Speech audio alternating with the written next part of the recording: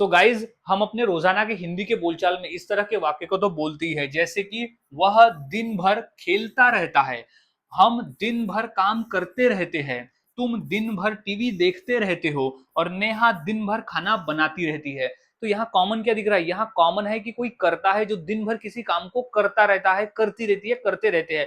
तो दिन भर यानी करता है जो किसी काम को दिन भर करते रहता है।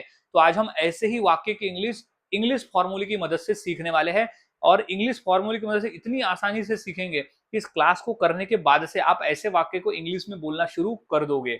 और हाँ गाइज, मैंने इसी तरह के 300 इंग्लिश सेंटेंस फॉर्मूले का एक कोर्स भी बनाया हुआ है पीडीएफ फॉर्म में, जिसके आधार पर आप इस तरह के 300 वाक्यों की इंग्लिश सीख सकते हो इंग्लिश फॉर्मूले की मदद से, और एग्जाम्पल के साथ में मैंने समझाया है, जिसके आधार पर आप सीख जाओगे और इंग्लिश में बोलना भी शुरू कर दोगे। तो अब सीख लेते हैं कि इस तरह के वाक्य को हम इंग्लिश में कैसे बनाते हैं और बोलते हैं। तो सबसे पहले सब्जेक्ट, फॉर्मूले की शुरुआत होती है सबसे पहले सब्जेक्ट। सब्जेक्ट यानी होता है कर्ता, सब्जेक्ट यानी होता है कर्ता। अभी वो कौन सा कर्ता है जो दिन भर किसी काम को करता रहता है? जैसे मैं करता रहता हूं तो आई लिख दूंगा, अगर वह दिन भर कुछ काम को करती रहती है तो शी लिख देंगे, अगर हम कोई काम को दिन भर करते रहते हैं तो वी लिख देंगे। तो इस तरह से हम लिख देंगे। फिर कीप, यहाँ पर सब्जेक्ट के अनुसार हम कीप लगाते हैं। अगर लेकिन किसी सब्जेक्ट के अनुसार आधार पर हम कीप लगाएंगे और किसी के साथ हम किप्स लगाते हैं, तो ये याद में रख लेना है, किसी सब्जेक्ट के साथ कीप और किसी के साथ किप्स को हम यहाँ लगाते हैं। फिर वी प्लस आईएनजी यानी क्रिया का आईएनजी फॉर्म। अब क्रिया को हम यहाँ आईएनजी फॉर्म में लिख देंगे कि वो कौन सा कार्य है जो दिन भर करता रहता है। जैसे दिन भर खेलता रहता है तो खेलना जो है क्रिया होगी, जो हमें यहाँ पर लिख देना है आईएनजी फॉर्म में। फिर ऑल डे लॉन्ग, यहाँ ऑल डे लॉन्ग का ही मतलब होता है दिन भर। ऑल डे लॉन्ग कॉमन रहेगा और ये दिन भर कॉमन रहेगा। हिंदी में दिन भर और ऑल डे लॉन्ग यहाँ इंग्लिश में कॉमन रहेगा। फॉर्मूला समझ गया? अब वाक्य को सीखते हैं ताकि आपको फॉर्मूले समझ में आ जाए। तो पहला है वह दिन भर खेलता रहता है। तो सब्जेक्ट, वह का सब्जेक्ट क्या हो जाएगा? ही। अब हमारा सब्जेक्ट ही है तो हम लगाते हैं किप्स, तो ही किप्स, ही किप्स। अब क्या करता रहता है? खेलता रहता है, तो क्रिया करता रहता है। तो खेलना को इंग्लिश में कहते हैं प्ले, लेकिन आईएनजी फॉर्म क्या हो जाएगा? प्लेइंग।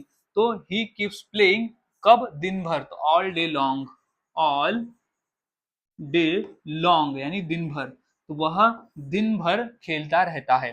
नेक्स्ट है हम दिन भर काम करते रहते हैं। तो क्या हो जाएगा? सब्जेक्ट में सबसे पहले हम वी लिख देंगे। सब्जेक्ट वी रहता है तो हम लगाते हैं कीप, तो वी कीप। याद रखना है कीप और कीप्स में फर्क है। तो वी कीप क्या करते रहते हैं? काम करते रहते हैं।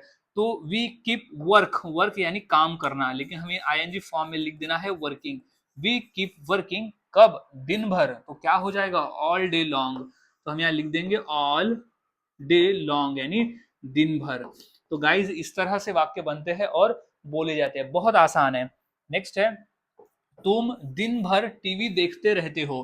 तो सबसे पहले सब्जेक्ट क्या हो जाएगा? तुम, तो हम लिख देंगे यू। अब यू सब्जेक्ट रहा तो हम लगाते हैं किप, तो यू किप, यू किप क्या करते रहते हो? टीवी देखते रहते हो। तो आईएनजी फॉर्म में टीवी देखना क्या हो जाएगा? वॉचिंग, वॉच यानी देखना। अब लेकिन क्या देखना? टीवी देखना, तो कीप वॉचिंग टीवी। अब कब? तो दिन भर। तो दिन भर के लिए क्या है? All day long, all day long यानी दिन भर। तो गाइज इस तरह से हम वाक्य बनाएंगे और बोलेंगे, बहुत आसान है, फॉर्मूले को याद में रखें। नेक्स्ट है नेहा दिन भर खाना बनाती रहती है।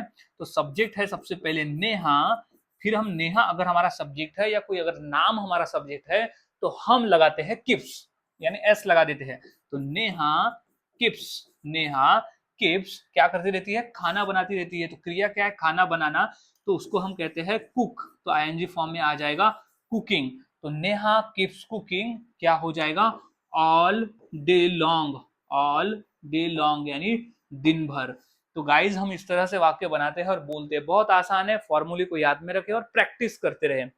कुछ और वाक्य, जैसे वे दिन भर खाते रहते हैं, यानी खाने का काम दिन भर करते रहते हैं। तो सब्जेक्ट क्या हो जाएगा? सबसे पहले वे, तो हम यहाँ लिख देंगे दे, सबसे पहले दे। फिर क्या हो जाएगा? कीप, तो दे कीप, दे कीप क्या करते रहते हैं? खाते रहते हैं। तो दे कीप ईटिंग, ईट यानी खाना, लेकिन हमें लिखना है यहाँ पर आईएनजी फॉर्म में। तो कीपिंग क्या है? दिन भर, तो all day long, all day long यानी दिन भर। तो गाइज इस तरह से वाक्य बनते हैं। नेक्स्ट है हम दिन भर सोते रहते हैं। तो क्या हो जाएगा? सब्जेक्ट में हम, तो लिख देंगे वी। फिर क्या हो जाएगा? कीप, तो वी कीप वी कीप क्या करते रहते हैं, सोते रहते हैं, तो सोना को इंग्लिश में कहते हैं स्लीप, लेकिन आईएनजी फॉर्म में आ जाएगा स्लीपिंग। तो वी कीप स्लीपिंग क्या है, all day long, all day long यानी दिन भर। तो गाइज हम इस तरह से वाक्य को बनाते हैं और बोलते हैं, बहुत आसान है, फॉर्मूले को याद में रखना है, प्रैक्टिस करना है, आप जितना प्रैक्टिस करोगे उतना आसान हो जाएगा। तो अब इसी फॉर्मूले के आधार पर दो वाक्य देता हूं, जैसे राजेश दिन भर पढ़ाई करता करता रहता है और तुम दिन भर चिल्लाते रहते हो, तुम दिन भर चिल्लाते रहते हो। तो इस फॉर्मूले के आधार पर मुझे कमेंट करके जरूर बताएं कि वाक्य क्या बनेंगे इंग्लिश में। तो मिलता हूं अब अगली क्लास में ऐसे ही फॉर्मूले के साथ में।